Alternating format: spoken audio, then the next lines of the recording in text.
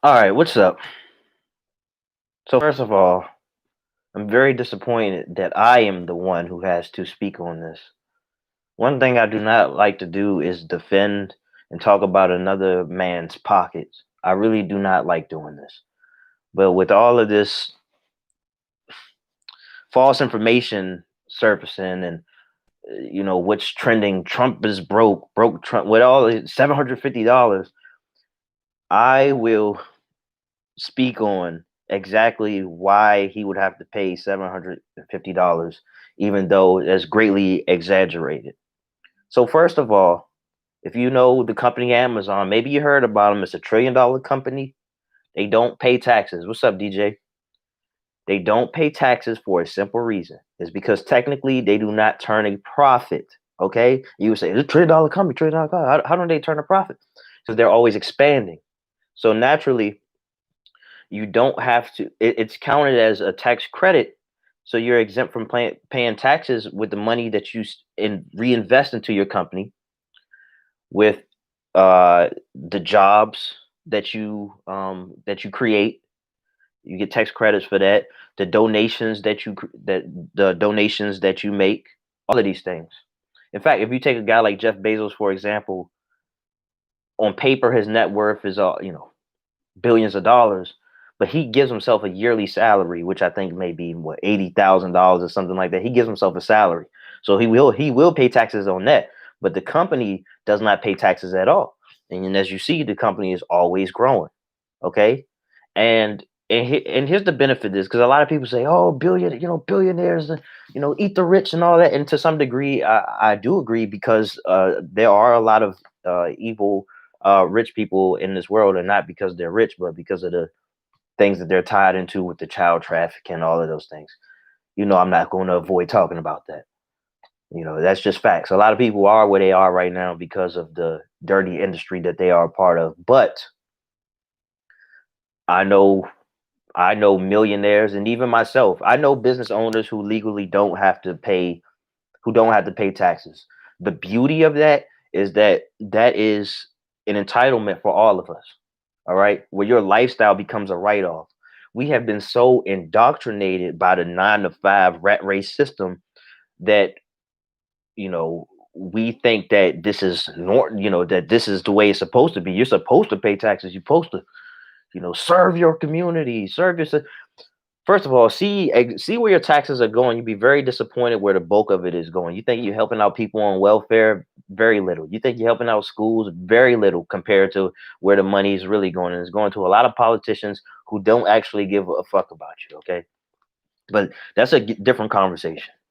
Okay, the conversation now is, I don't know. People think that because he's the president that he should have to pay taxes, even though he's taking losses. All right. We're entitled to the same thing. All right. So that's, if you look at per capita, and this is the reason why black entrepreneurship uh is so important. If you look at per capita, it's greatly reflected in with the entrepreneurship and the wealth gap. So if you would see all the way at the bottom, okay, let me start at the top. So Asians in America, 1 out of every 5 is a business owner. I think for white people, it's 1 out of every 25 or 35, and 1 out of every Hispanic person, I forget the numbers, but maybe 1 out of 75, 1 out of 90, whatever it is. For black people, 1 out of every 125, something like that, and it's greatly reflected in the wealth gap. All right, just as you look at uh, the level of entrepreneurship, it's greatly reflected in the net worth. All right, and then also goes into other things like how much a black person makes, a black college graduate makes compared to a white college graduate. You know, it's reflected in that, but it all goes back to the same thing: is that entrepreneurship will give you the greatest benefit that you can possibly ask for. And that's because your lifestyle kind of becomes a tax write-off. Okay, so you may look at, you say, "Damn, Donald Trump, he spent $70,000 on haircuts." If somebody's willing to take $70,000, if you're willing to pay somebody $70,000 for a haircut, for haircuts throughout the year, perfectly legal.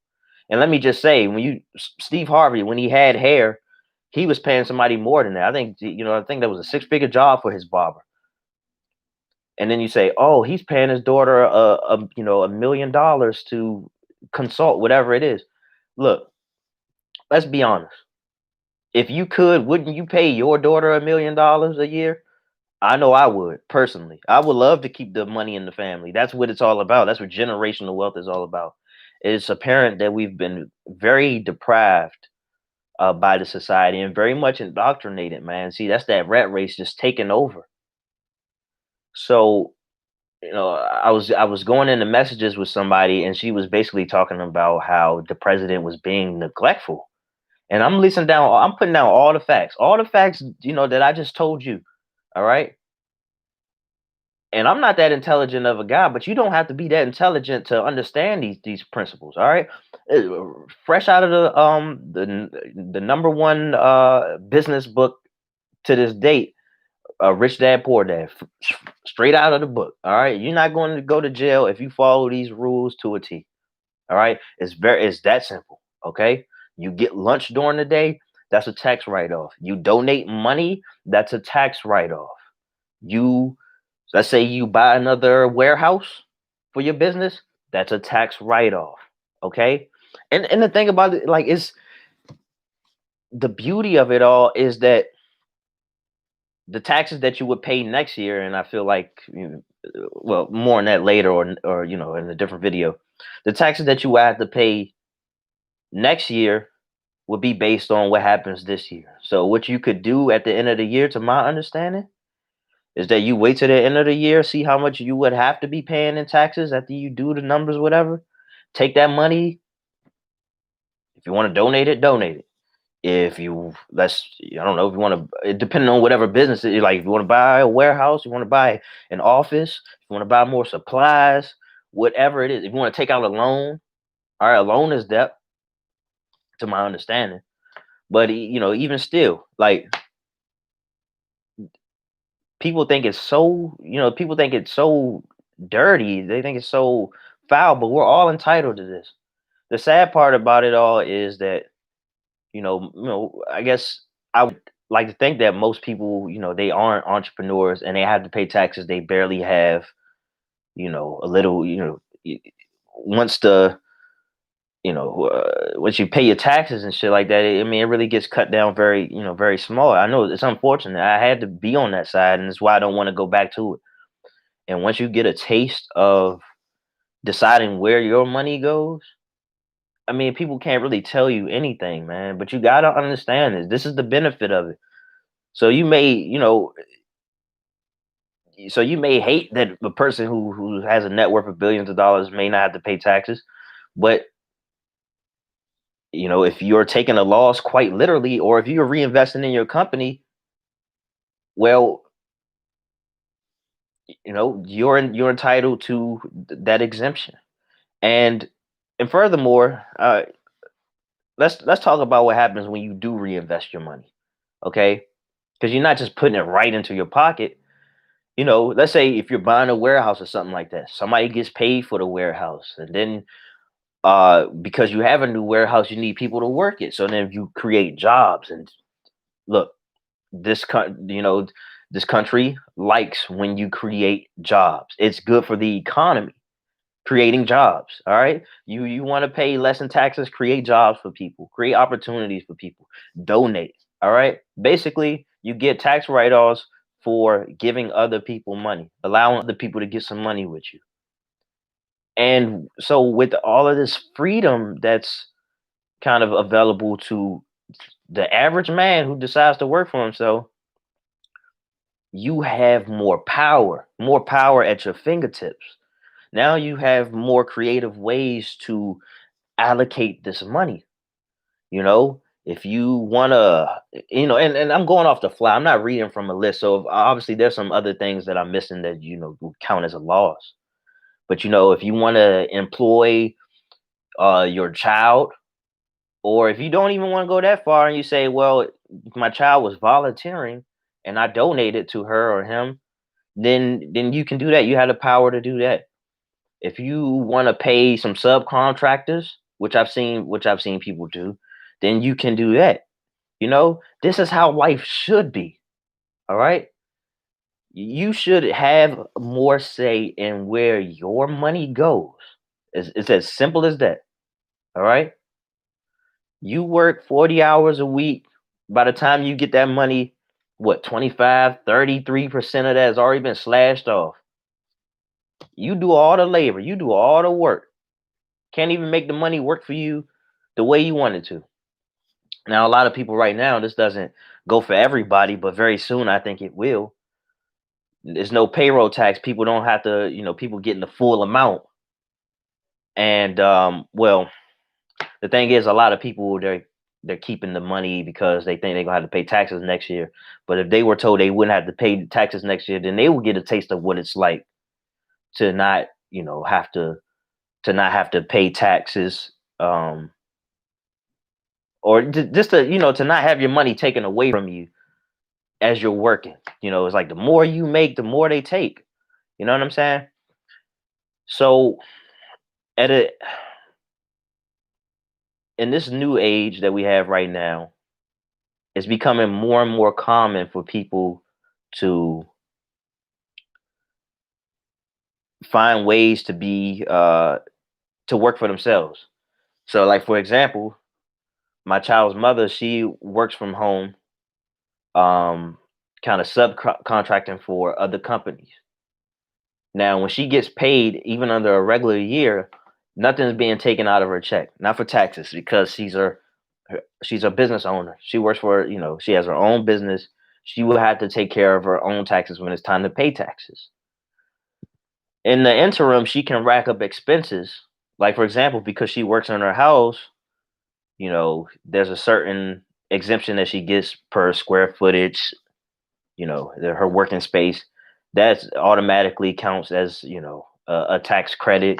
Buying lunch every day, daycare expenses, all of these things you have to take into account, when you have somebody who works for themselves. And that's going to be more and more prevalent, especially as more and more people have, finding work from home jobs, or just just teleworking. It's going to be a lot more of that as the internet business industries grow. Then there's going to be more work there. That's the answer. That's what's always been readily available to you. And this is the power of education. This is what's always been under your nose. Always been under your nose. I had always heard about Rich Dad Poor Dad, but then I finally got it for myself. Sat down and read it. I paid 50 cents for that book. 50 cents. Got it from the library. Maybe I paid $1. I don't know. Some of these libraries, they sell paperbacks for 50 cents. So I'm thinking I bought this book for 50 cents, and it's worth millions. It's worth billions, maybe even trillions of dollars. These principles right here can keep you from paying taxes legally. Okay. So, and let me just talk about what I was going to talk about earlier when speaking on no income tax. When it comes to the employee, um, so it is my belief that income tax will be removed as early as next year. And so some people may be thinking, well, if there's no income taxes, how is their money going to be going? What about money to welfare? And I mean, that's really the only thing that really fucking matters. Welfare, the schools, and things like that. Where's that money going to come from? Well, no income tax, but there will be a flat rate tax, 14 to 17% when you go shopping. Now, hold on, hear me out now. Now, you wouldn't be paying taxes on essential things. Right now, the essential things count as food and medicine, but I imagine that that's going to go to other things as well. Gas, of course, no taxes on that probably. Um, and also, these are on new items. So if you buy used items, you wouldn't have to pay taxes on that. So, just you have a ball at the thrift store, no taxes there. On used houses, no taxes, um, just things like that. And so it's definitely totally sustainable. If you checked out any of my Jasar videos, I speak on that more in depth. But that's it, man. I don't know. Things annoy me more than they should, but I'm not the type of person where I can just kind of keep the information to myself. All right, it's a lot of just a lot of fake news going around, building up building up real anger, real emotion in people because ignorance, ignorance, ignorance will upset you to no end. Because they always say ignorance is bliss, but what you don't know can definitely work against you. All right. If you don't understand how taxes work, you could be just giving money away. All right. If you don't understand how the medical field works, then you could be a lab rat for the rest of your life. It's what you don't know that actually does hurt you. You think ignorance is bliss until you get the bill for it, and that's facts. All right, so I'll be back with another video shortly. I actually do gotta finish up the chess video.